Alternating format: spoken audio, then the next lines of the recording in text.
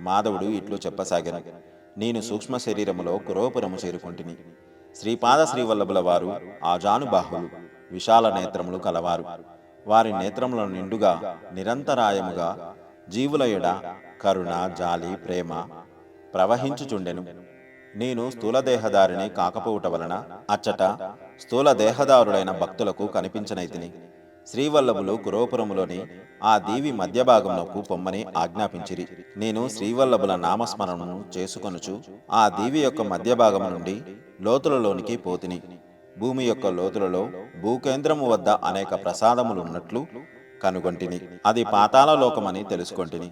స్థూలముగా చూచువారికి అచ్చట స్థూల రూప పదార్థము మాత్రమే గోచరించును. నా వలె సూక్ష్మ శరీరములో పోవు వారికి అచ్చట సూక్ష్మరూపమైన లోకము గోచరించును.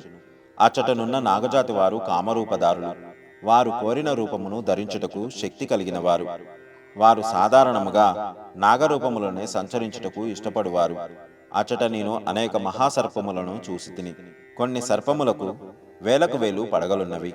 పడగల యందు మనులున్నవి. వాటి నుండి కాంతి ప్రసారము జరుగుచున్నది. కొన్ని నాగులు యోగముద్రలోనున్నట్లు పడగలను విప్పి మౌనముద్రలోనున్నవి. ఆశ్చర్యము! అందులో ఒక మహాసర్పముండెను. ఆ సర్పమునకు వేలకు వేలు పడగలుండెను.